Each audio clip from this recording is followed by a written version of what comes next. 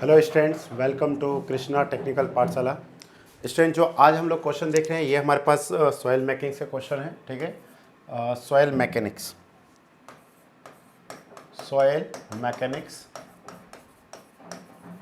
Soil mechanics same हमारा वही है, SBT plus SSC, SSC JE. ठीक है स्टूडेंट्स, आप सभी को पता है गया में हमारा कोचिंग इंस्टीट्यूट है, वहाँ पे अभी हमारा 3rd सेमेस्टर का चल रहा है, जिसे हम लोग एसबीटी प्लस एसएससी पैटर्न पे हम लोग क्या करते हैं, स्टडी कराते हैं पूरे बच्चों को। मेन मोटो यही है कि स्टूडेंट्स आपको आफ्टर डिप्लोमा इधर उधर घूमना ना पड़े, स्पेशली कि हमको एसएससी जेई का कोचिंग करना है, ये करना वो करना है।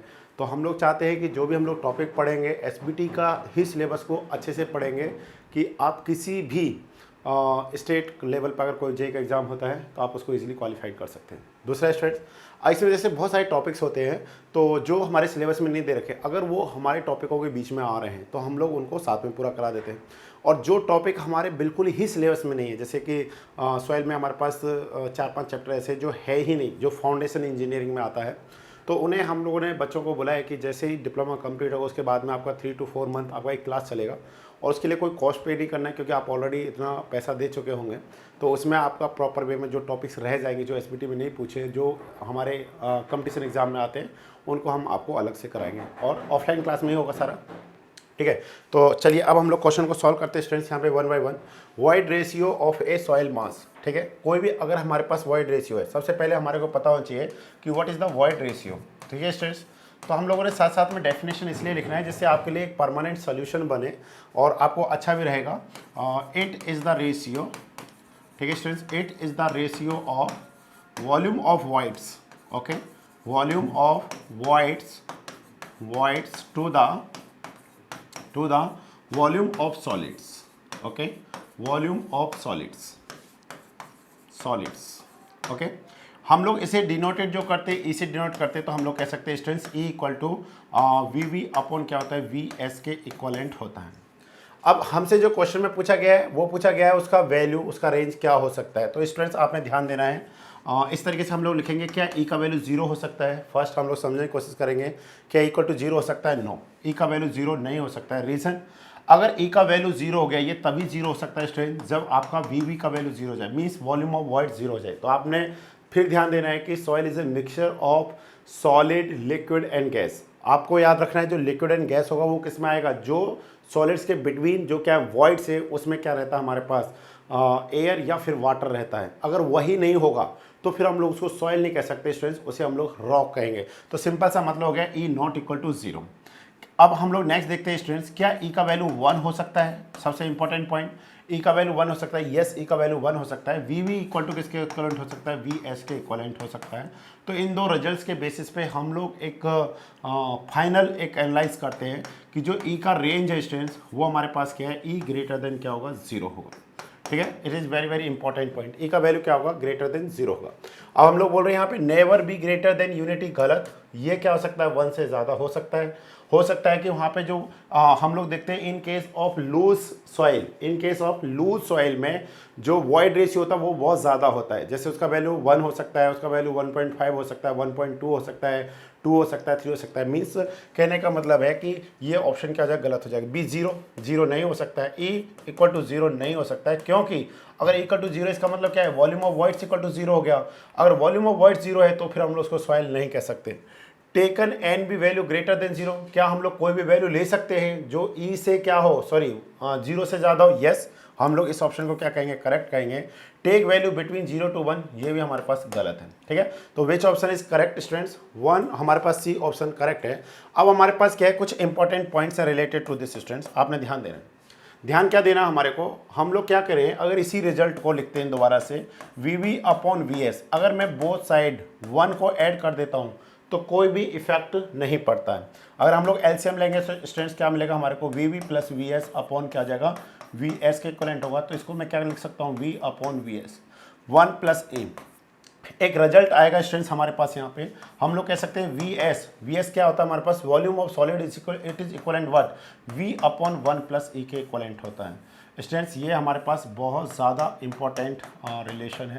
जैसे आपको इस फॉर्मूले को आपने कब यूज़ करना है, ध्यान दीजिए कि हमारे को किसी भी बोरो पिट से किसी भी सॉइल सैंपल को क्या करना है, यहाँ से डिगिंग करना है, मतलब खुदाई करके और कहीं पे ले जा करके हमने क्या करना है, फिल करना है। सपोज यहाँ पे जा करके हमने क्या करना है, फिल करना है। इस तरीके से हमने यहाँ पे क्या कर दिया, सॉइल को फिल कर दिया, या फिर किसी भी एम्बैंकमेंट में हमने सॉइल को रख दिया, ठीक है, किसी भी एम्बैंकमेंट में हमने सॉइल को जाकर रख दिया। अब यहाँ पे देखिए, जब what is this is the borrow pit, ठीक है, बोरो पिट है हमारे पास, ठीक है, this is the borrow pit, this is the embankment. By help of the किसी भी हमारे पास क्या है, ट्रांसपोर्ट, मतलब जैसे क्या हो सकता है, ट्रक हो सकता है, ट्रैक्टर ट्रॉली हो सकता है, उसके थ्रू हम लोग सॉइल सैंपल को यहाँ से लेकर के वहाँ पे जा रहे हैं। तो इस सॉइल सैंपल का जो वॉल्यूम होगा वो हमारे पास होगा students, volume of borrow pit soil, और इसका जो वॉइड रेशियो होगा वो हमारे पास क्या आ जाएगा, EB हो जाएगा, मतलब void ratio of borrow pit soil. Same as well as इसका जो वॉल्यूम होगा स्टूडेंट्स, इसको हम लोग बोलेंगे वी फिल कह सकते हैं, या फिर क्या कह सकते हैं, वॉल्यूम ऑफ एम्बैंकमेंट कह सकते हैं। और इसका जो वॉइड रेशियो होगा स्टूडेंट्स वो हमारे पास होगा E फिल हो जाएगा, ठीक है, E फिल हो जाएगा। अब एग्जाम में काफ़ी बार क्वेश्चन कैसे पूछता है आपको कि आपको किसी बोरो पिट से सपोज 2 लाख मीटर क्यूब हमने क्या लिया, सॉइल सैंपल को लिया है, और उसका वॉइड रेशियो जैसे सपोज आपको कितना दे दिया, 0.8 दे रखा है। और अब आपसे पूछ रहा है कि बताइए अगर जो हमारे पास क्या एम्बैंकमेंट का जो हमारे पास वॉइड रेशियो वो 1.8 है, तो बताइए जो सॉइल आपने एम्बैंकमेंट में फिल कर रखा है उसका वॉल्यूम क्या होगा। तो स्टूडेंट्स आपने ध्यान देना है, जब सॉइल को आप बोरो पिट से किसी भी एम्बैंकमेंट तक लेकर के जाते हैं तो एक चीज़ जो है वो है कांस्टेंट, वो क्या है हमारे पास, वॉल्यूम ऑफ सॉलिड। तो वॉल्यूम ऑफ सॉलिड हमारे पास क्या होता है स्टूडेंट्स, कांस्टेंट होता है। तो इसी रिलेशन को हम लोग क्या करते हैं, यूज़ करते हैं स्टूडेंट्स। तो हम लोग यहाँ पे लिख सकते हैं जैसे V1/1 + E1 इक्वल टू कितना होता है, V2/1 + E2 होता है, ठीक है। आप इस तरीके से इस रिजल्ट को याद रख सकते हैं। और दूसरा हमारे पास क्या रिजल्ट होता है स्टूडेंट, एक और भी आप रिजल्ट याद रख सकते हैं, वो हमारे पास है V borrow pit plus E borrow pit equal to कितना हो जाएगा, V fill/1 + E fill हो जाएगा। देखिए ये इसलिए हम लोग क्वेश्चन बता रहे हैं, कुछ स्टूडेंट्स को लग रहा होगा कि ये आउट ऑफ सिलेबस चल रहा है। देखिए आउट ऑफ सिलेबस है, यस, तभी तो हम लोगों ने बोला है ना यहाँ पे SSC, yes this is out of syllabus. हम लोग चाहते हैं कि जब आपने इस चैप्टर को पढ़ लिया है तो अब जीवन में आपको दोबारा ये चैप्टर पढ़ने की ज़रूरत नहीं पड़ना चाहिए, ठीक है ना।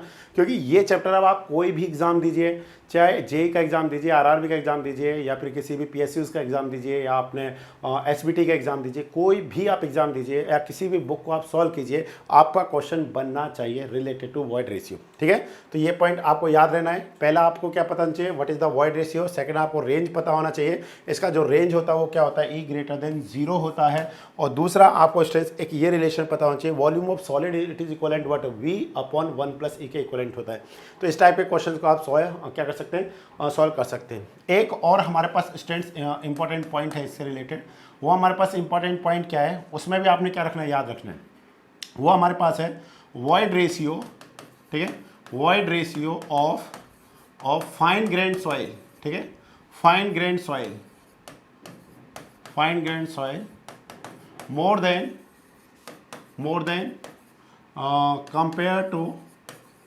than compared to coarse grained soil।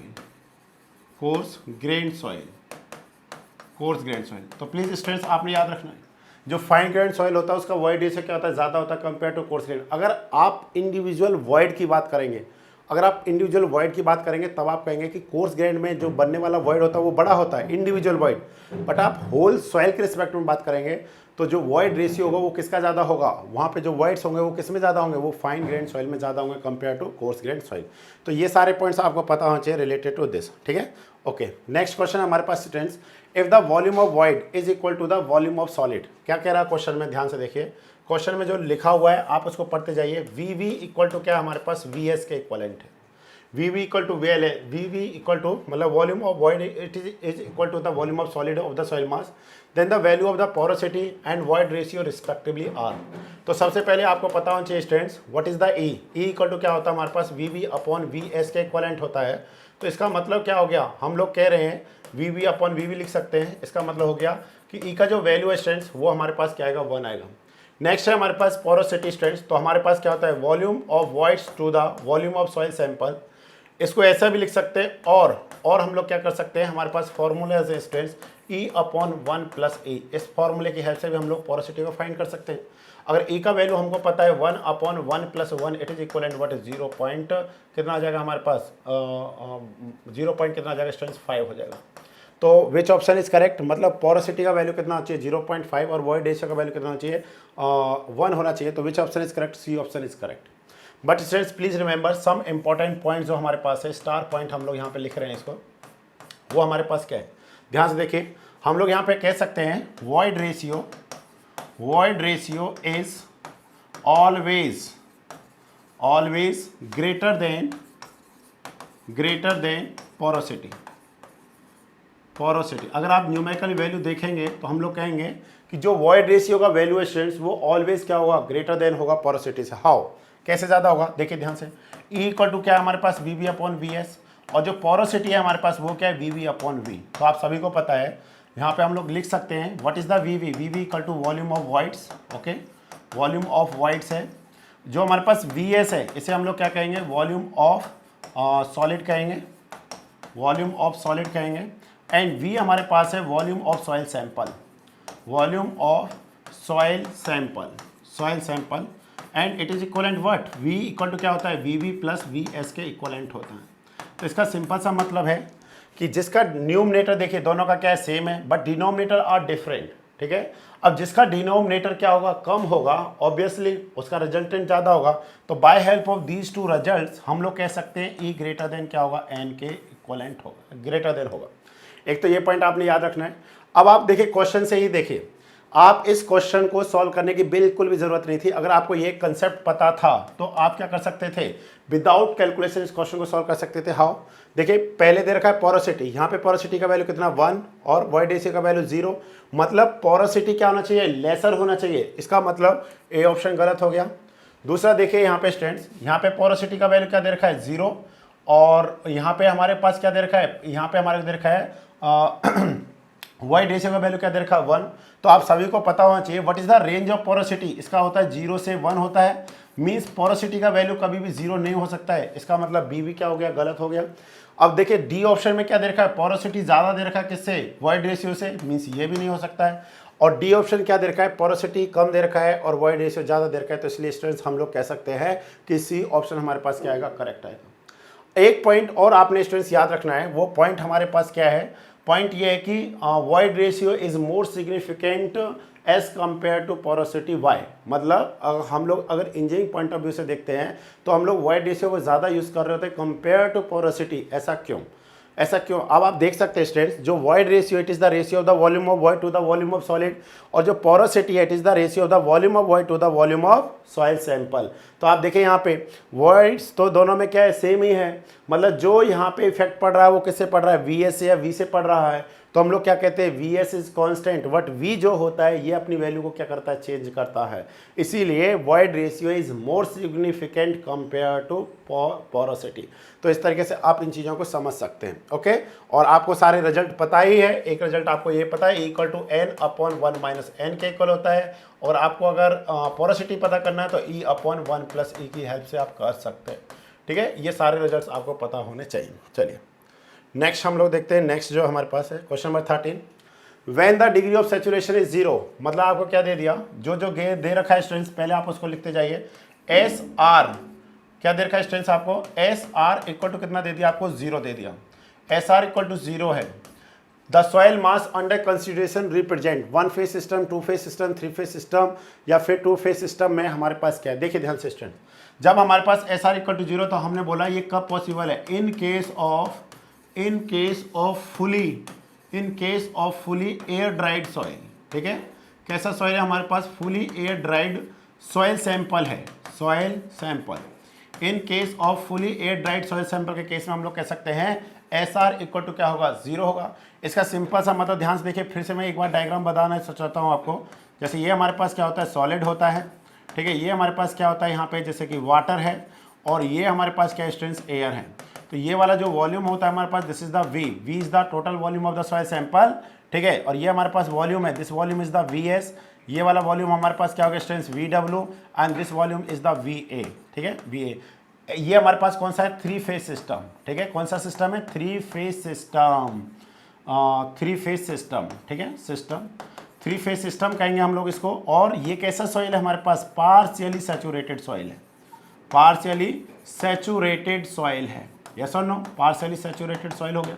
Partially saturated soil का सिंपल सा मतलब है कि जहाँ पे एयर भी है वाटर भी है उसे हम लोग पार्शियली सैचुरेटेड कहेंगे।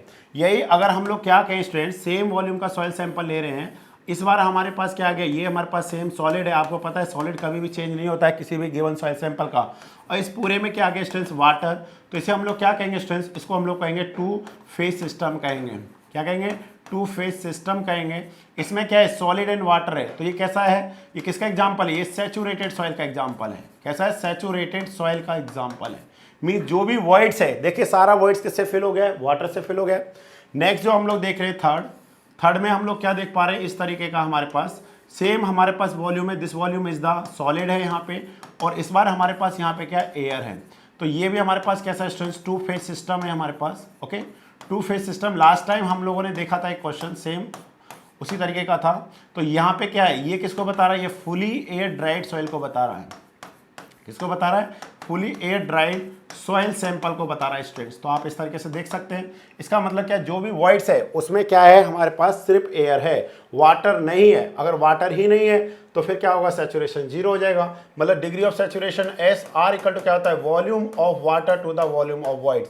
इसका वैल्यू जीरो कब हो सकता है, जब वी डब्ल्यू का वैल्यू क्या है, जीरो, मतलब वॉल्यूम ऑफ वाटर क्या है, जीरो। इसका मतलब जो भी वॉइड्स है उसमें सिर्फ क्या एयर है। तो इसका मतलब क्या आ जाएगा students, to phase system soil and क्या होगा हमारे पास, एयर होगा। चलिए नेक्स्ट क्वेश्चन है हमारे पास, select the correct range of the density index ID.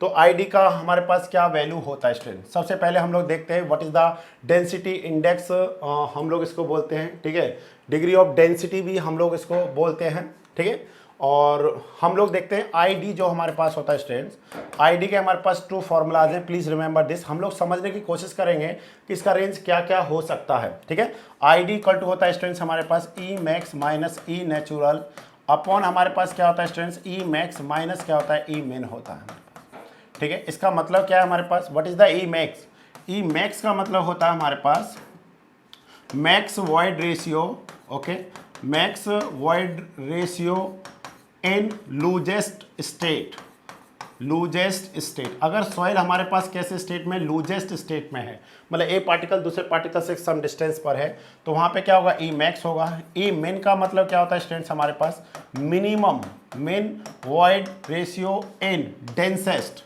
DENEST densest state में अगर हमारे पास सॉइल सैंपल है। नेक्स्ट हमारे पास होता है ई नेचुरल, ठीक है, सॉइल सैंपल, ठीक है ना, soil sample present in natural state, in natural state. अब नेचुरल स्टेट का मतलब क्या है स्टूडेंट्स, ध्यान से देखने की समझने की कोशिश करना। जैसे आप फील्ड में जाते हैं और एक मुट्ठी आप सॉइल सैंपल ले लेते हैं, this is the natural state of the soil sample.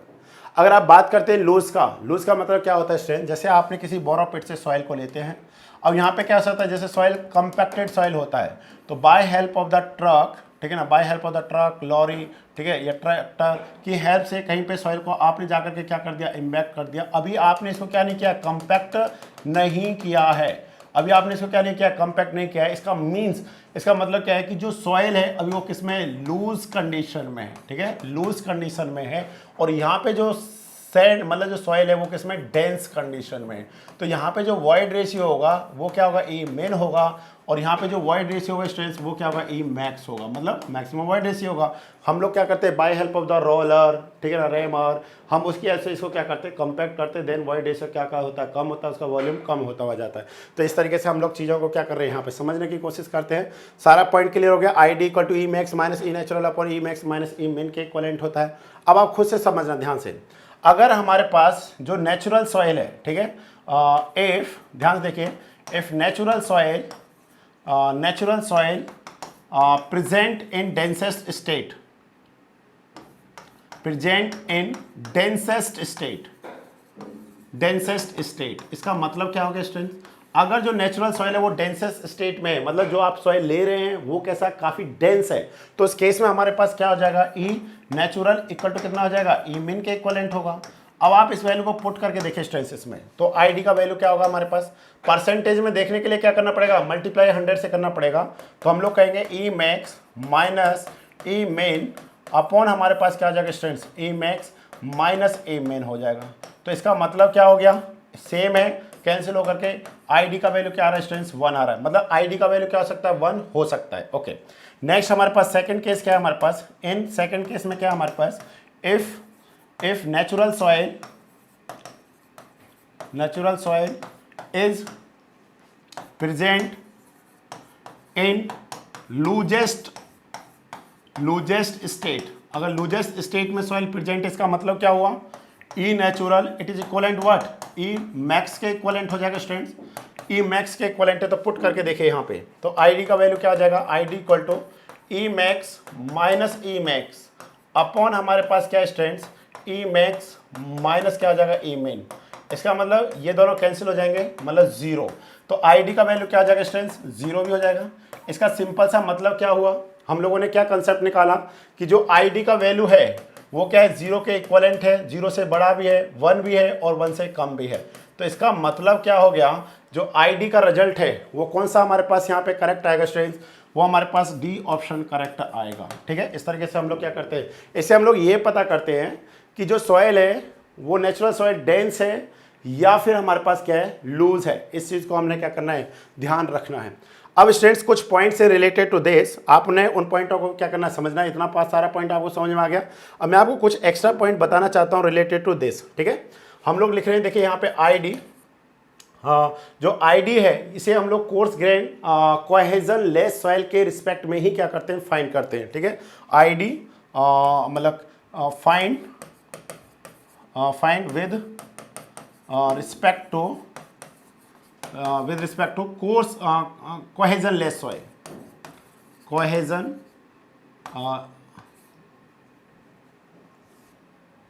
Less soil.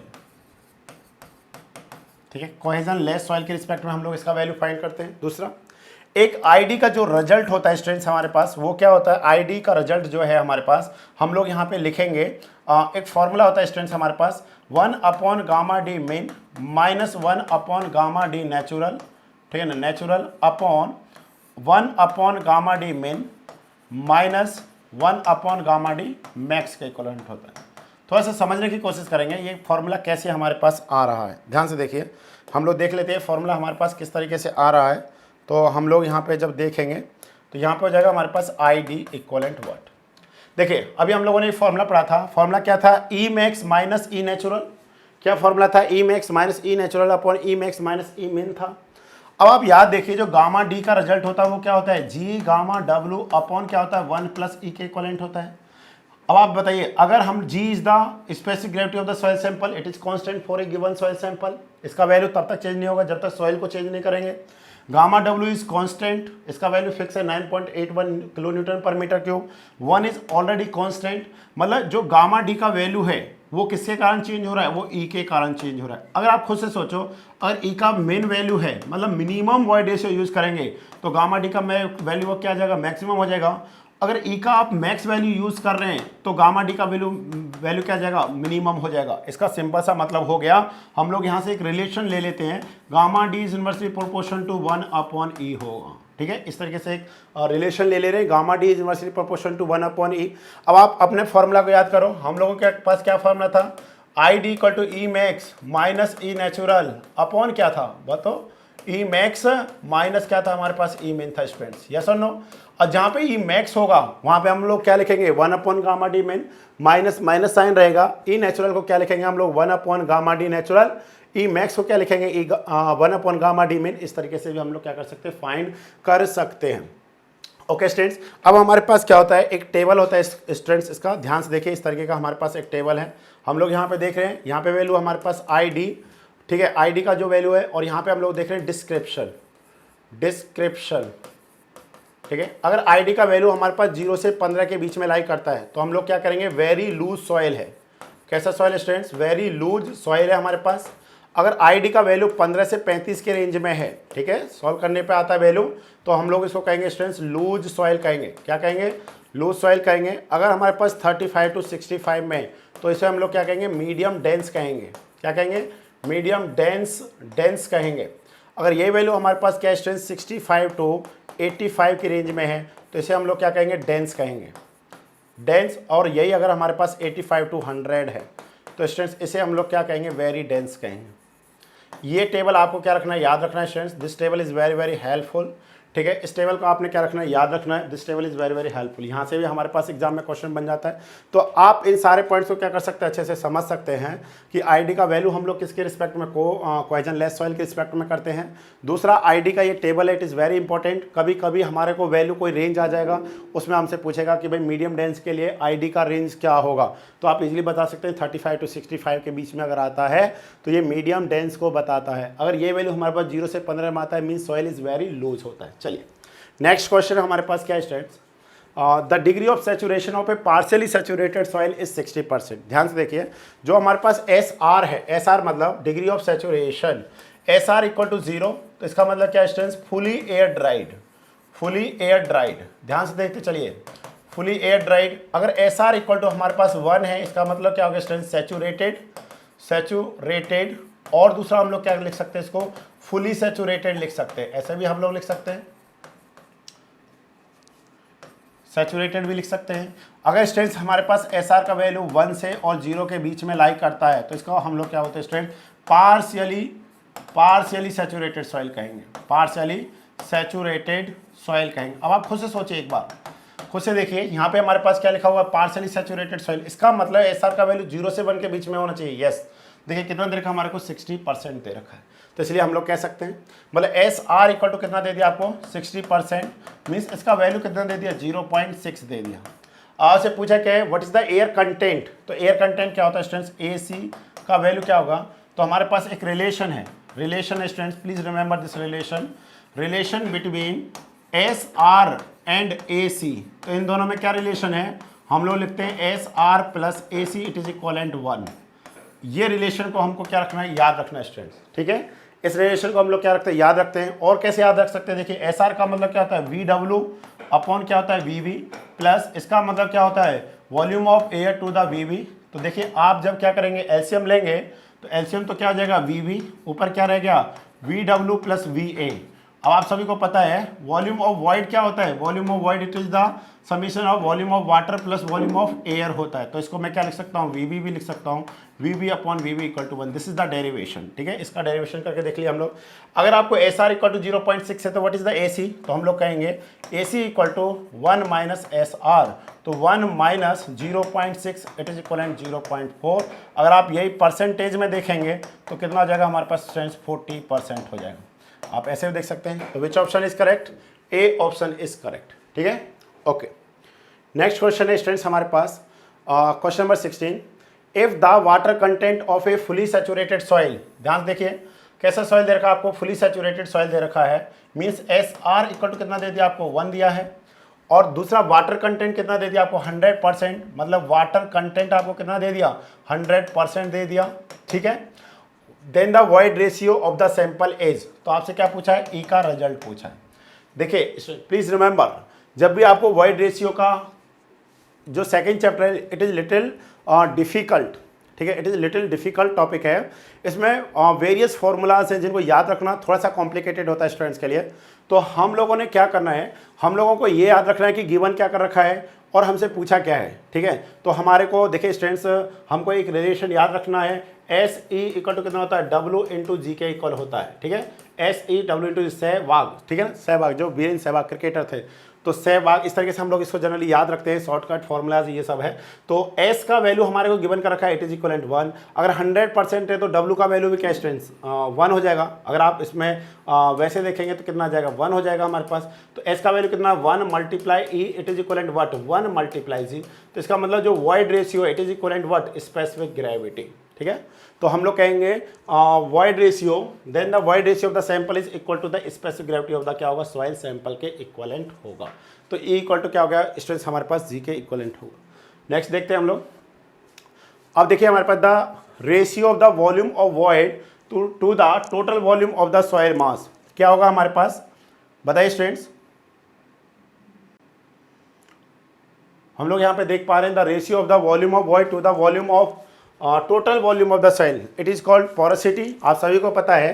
तो देखिए हम लोग यहाँ पे लिख भी लेते हैं। एयर कंटेंट क्या होता है students? Air content it is the ratio of the volume of air to the volume of क्या होता है? वॉइड होता है, ठीक है। और इसको डिनोटेट करते हैं हम लोग AC से डिनोटेट करते हैं, ठीक है। नेक्स्ट है porosity, it is the ratio of what? It is the ratio of volume of void to the volume of soil sample, इसके इक्वलेंट होता है। नेक्स्ट है हमारे पास परसेंटेज एयर वॉइड्स, इसको हम लोग NA, ठीक है, इस तरीके से परसेंटेज एयर वॉइड इस तरीके से देखते हैं। तो इसका जो रिलेशन होता है स्टूडेंट्स, ये क्या होता है? VA अपॉन V के इक्वलेंट होता है, means volume of air to the total volume of soil sample के इक्वलेंट होता है। इसे हम लोग और क्या लिख सकते हैं? N इंटू किसके इक्वल लिख सकते हैं स्टूडेंट्स? AC के इक्वलेंट भी हम लोग लिखते हैं। ध्यान से देखिए कैसे, अगर मैं इस फॉर्मूले में VA अपॉन V को अगर VB बाई VB से मल्टीप्लाई करता हूं तो कोई इफेक्ट नहीं पड़ना चाहिए। क्या मैं इसको ऐसे लिख सकता हूं? VA अपॉन VB मल्टीप्लाई में VB अपॉन V लिख सकते हैं। Yes, what is this? This is the air content, yes और no?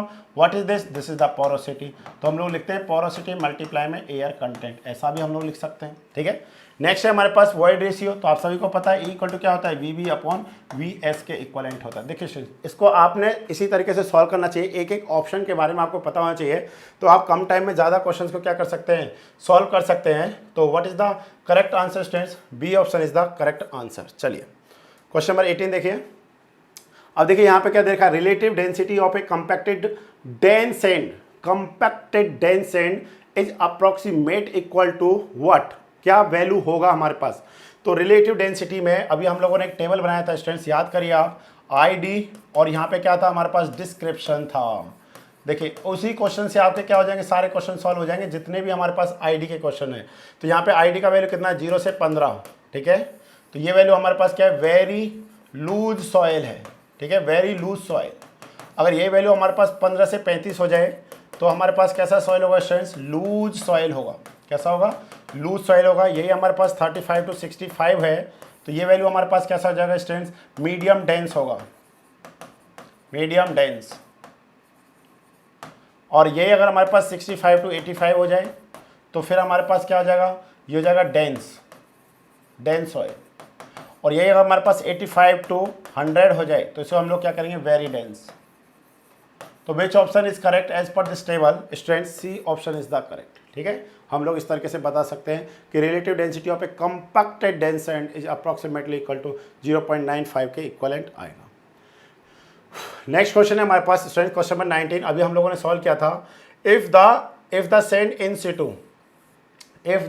Situ in its densest state the relative density of the sand, तो बोलिए रिलेटिव डेंसिटी या ID क्या होता है हमारे पास? E max minus E natural upon हमारे पास क्या स्टूडेंट्स?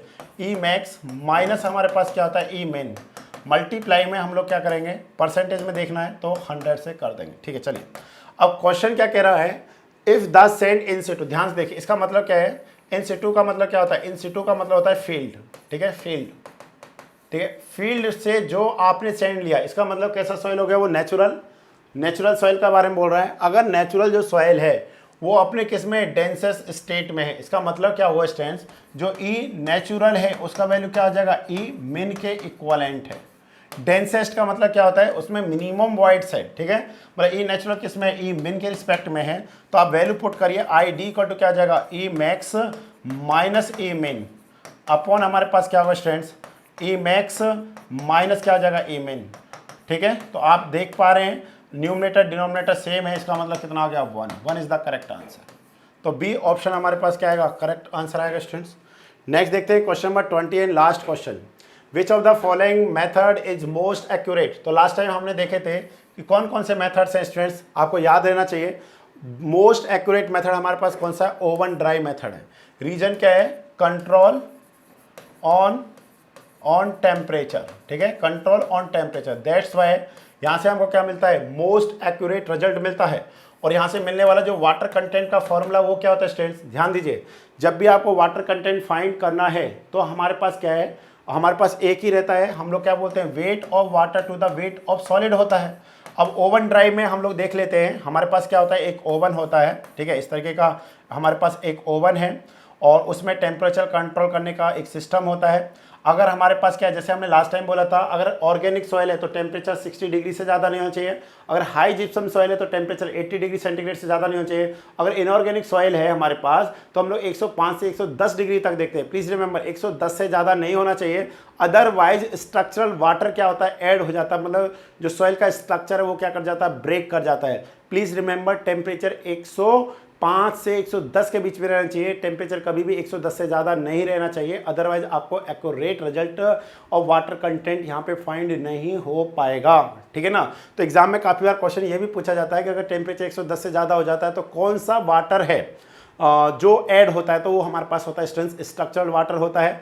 अब प्लीज़ रिमेंबर, आपने ध्यान देना, अगर टेम्परेचर हमारे पास 105 से 110 तक रहता है तो कौन सा वाटर है जो वाटर क्या नहीं होता है, रिमूव नहीं होता है, या फिर जो वाटर इवेपोरेट नहीं होता है। तो हमारे पास जो वाटर हैं उसके जो टाइप्स हैं, जैसे हमारे पास है ग्रेविटी वाटर, ठीक है, ग्रेविटी वाटर है। Next one is the capillary water, ठीक है, कैपिलरी वाटर है। और नेक्स्ट जो हमारे पास होता है वो हाइग्रोस्कोपिक वाटर या एडजॉर्ब वाटर जो होता है हमारे पास, ठीक है ना, एडजॉर्ब वाटर, या फिर हम लोग इसको क्या बोलते हैं, हाइग्रोस्कोपिक वाटर बोलते हैं। और last one is the structural water. तो याद रखना, आपने टेम्परेचर को कभी भी किससे ज़्यादा नहीं करना है, 105 से 110 तक नहीं करना है, 105 से 110 के बीच में रखना है, 110 से ज़्यादा नहीं करना है। अदरवाइज स्ट्रक्चरल वाटर क्या हो जाता है, जो स्ट्रक्चर है ना, मतलब जो सॉइल पार्टिकल बना है तो वो पार्टिकल किसी ना किसी वाटर के साथ में ऐड होकर के बना है। तो जो वाटर उसके क्रिस्टल बने हुए हैं, अगर 110 से ज़्यादा होता है तो क्रिस्टलाइजेशन ब्रेक हो जाता है, उसका क्रिस्टल क्या हो जाता है, ब्रेक हो जाता है, और जो वाटर वो उसमें ऐड हो रहा होता है। तो दैट्स वाई हम लोग बोलते हैं कभी भी टेम्परेचर 110 से ज़्यादा नहीं होना चाहिए, ठीक है। तो यही रीज़न होता है कि ओवन ड्राई मेथड हमको बेस्ट एक्यूरेट मिलता है। और इसका फॉर्मूला क्या है स्टूडेंट्स, हम लोग ध्यान से देखिए। सबसे पहले हम लोगों के पास क्या होता है, कंटेनर होता है खाली इस तरीके का, इसका जैसे हम लोग वेट कर लेते हैं, this is the weight of the W1। फिर इस कंटेनर में हम लोग क्या करते हैं, मॉइस्ट सॉइल सैंपल लेते हैं, ठीक है। इस तरीके से क्या हमने एक मॉइस्ट सॉइल लिया, कैसा सॉइल लिया हमने, मॉइस्ट सॉइल सैंपल लिया हमने। देन फिर इसका वेट कर लेते हैं, this wait is the W2। W2 में क्या, कंटेनर प्लस मॉइस्ट सॉइल है। फिर हम लोग इसको क्या करते हैं, 24 आवर के लिए ओवन में रखते हैं, ठीक है। किस में रख देते हैं, ओवन में रखते हैं। और टेम्परेचर हमने ले लिया 105 डिग्री से 105 टू 110 डिग्री सेंटीग्रेड तक टेम्परेचर लेते हैं। आफ्टर 24 आवर फिर से हम लोग इसका वेट कर रहे हैं, तो इस बार जो हमको वेट मिल रहा है वो हमारे पास क्या मिल रहा है स्टूडेंट्स, W3 मिल रहा है। ये आफ्टर ओवन ड्राइंग में हमको वेट मिलता है। तो हम लोग कह सकते हैं students what is the water content. तो आप सभी को पता है water content equal to weight of the water. Weight of water आपको कैसे मिलेगा स्टूडेंट्स, अगर आप W3 में से W2 को सब्ट्रैक्ट कर दें। देखिए W3 में से अगर W2 को सब्ट्रैक्ट करते हैं तो यहाँ पे क्या है हमारे पास, एक तो कंटेनर है और दूसरा ड्राई सॉइल है। यहाँ पे हमारे पास क्या स्टूडेंट्स, कंटेनर है और मॉइस्ट सॉइल है। इसका मतलब क्या है कि उसमें सॉलिड भी है और वाटर भी प्रेजेंट है। तो जब W3 में से W2 को सब्ट्रैक्ट करते हैं तो हमको वेट ऑफ वाटर मिलता है, और जब हम लोग W3 में से W1 को सब्ट्रैक्ट करते हैं तो वेट ऑफ सॉलिड मिलता है। और अगर आपको परसेंट में चाहिए तो मल्टीप्लाई क्या करते हैं, 100 कर देते हैं। इस तरीके से हम लोग by help of the oven क्या करते हैं, वाटर कंटेंट को फाइंड करते हैं। This one is the most accurate method होता है। यही स्टूडेंट्स, अगर आपसे मोस्ट एक्यूरेट ना पूछ करके आपसे पूछ लिया जाता है क्या, आपसे क्वेश्चन में पूछा जाता कि बताइए कि सबसे क्विकेस्ट मेथड कौन सा है, क्विकेस्ट मेथड इन विच, अगर आपसे क्विकेस्ट मेथड पूछा जाता है स्टूडेंट्स तो फिर हम लोग कौन सा बोलते हैं, calcium carbide method is the quickest method होता है, ठीक है। ये विद इन कितने में, विद इन 5 to 7 मिनट्स में, ठीक है, कितना 5 to 7 मिनट्स में क्या मिल जाता है, इससे हमको वाटर कंटेंट मिलता है। एग्जाम में क्वेश्चन पूछा जाता है कैल्शियम कार्बाइड मेथड में कौन सा गैस का फॉर्मेशन होता है, तो लास्ट टाइम भी हम लोगों ने देखा था, हम लोगों ने बोलते हैं CaC2, ठीक है। हमारे पास है एक इक्वेशन, और वो इक्वेशन क्या है स्टूडेंट्स, हमारे पास CaC2 प्लस हमारे पास क्या है H2O, इसके हम लोग 2 पार्ट्स लेते हैं तो हमको मिलता है यहाँ पे C2H2 प्लस कैल्शियम हाइड्रोक्साइड मिलता है हमारे को, ठीक है। तो what is the C2H2, this is the acetylene gas होता है जो मॉइस्चर मीटर पे एक प्रेशर एग्जर्ट करता है, जिसके कारण हम लोग मॉइस्चर कंटेंट को फाइंड करते हैं। नेक्स्ट स्टूडेंट सेकंड बात method, it is the field method, ठीक है ना, it is the field method. अब यहाँ से हमको जो रिजल्ट है वो कभी भी एक्यूरेट रिजल्ट नहीं मिलता, यहाँ से हमको एक रफ रिजल्ट मिलता है स्टूडेंट, एक रफ रिजल्ट मिलता है। और यहाँ पे टेम्परेचर को कंट्रोल करने का कोई भी सिस्टम हमारे पास अवेलेबल नहीं है। सिंपली इसमें हम लोग क्या करते हैं स्टूडेंट, जैसे this is the china disk, और इसके अंदर इसके नीचे क्या होता है स्टूडेंट्स, एक सिंपल सा स्टोव जला रहता है इस तरीके से, ठीक है ना। और यहाँ से इसको क्या कर दिया जाता है, इसमें सॉइल है जो उसको हीट किया जाता है। आप पहले इसका वेट कर लेते हैं, सेम इसी फॉर्मूले को लगा करके इसे वाटर कंटेंट को फाइंड कर लेते हैं। फास्ट मेथड है, ठीक है, फास्ट मेथड होता है, बट फील्ड मेथड है, एक्यूरेट रिजल्ट नहीं मिलता है। Next one is the pycnometer method की हेल्प से, ध्यान देना, by help of the pycnometer हम लोग क्या करते हैं, एक तो वाटर कंटेंट फाइंड करते हैं, वाटर कंटेंट, और दूसरा हम लोग क्या फाइंड करते हैं students, specific gravity. Specific gravity भी हम लोग क्या करते हैं, फाइंड करते हैं by help of the pycnometer. Pycnometer method से उसी सॉइल सैंपल का वाटर कंटेंट फाइंड कर सकते हैं जिसका आपको स्पेसिफिक ग्रेविटी पता होता है। तो हम लोगों ने लास्ट टाइम लिखा था, एक रिजल्ट था स्टूडेंट्स, क्या था, W1 माइनस W2 अपॉन क्या था, W3 minus W4 in bracket 1 minus 1 upon G, okay, -1। इस तरीके से हम लोग करते हैं। अब इसको याद रखने का सिंपल सा तरीका देखिए स्टूडेंट्स क्या है, इस तरीके से आप याद रखिए, इस तरीके से आप याद रखिए, 1 2 3 4, 1 2 3 4, बिल्कुल सिंपल सा है। 1 माइनस 1 अपॉन G होल -1। अगर आपको परसेंटेज में चाहिए तो मल्टीप्लाई क्या कर देंगे स्टूडेंट्स, हम लोग 100 से कर देंगे। आई थिंक आपको सारे क्वेश्चन समझ में आए होंगे 1 बाय 1। इसी तरीके से हमने पूरे क्वेश्चंस को सॉल्व करना है, ठीक है ना। अभी हम लोग सेम ऑर्डर में देख रहे हैं, फिर आगे टाइम में आपने देखा होगा कि गुप्ता में कुछ क्वेश्चंस लास्ट में दे रखे हैं जो आपके ESC में, गेट में, इन सब में पूछे गए हैं, तो उन क्वेश्चन को भी हम लोग साथ साथ में लेके आएंगे। हम लोग कोशिश करेंगे कि इस बुक को चैप्टर वाइज सॉल्व किया जाए, ठीक है ना, क्या किया जाए, चैप्टर वाइज सॉल्व किया जाए, जिससे आप वहाँ पे वही क्वेश्चन लिखा होगा। जैसे अगर कोई क्वेश्चन 250 क्वेश्चन है, बुक में 250वां नंबर क्वेश्चन दे रखा है जो हमारा इस चैप्टर से है, तो आपको यहाँ पे भी क्या मिलेगा, 250 नंबर ही मिलेगा। जिससे क्या है कि आप कभी भी उस क्वेश्चन को ओपन करिए, बुक में देखिए, और आपको उसको यहाँ पे क्या मिल जाएगा, इजीली सोल्यूशन मिल जाएगा। Okay students, thank you for today.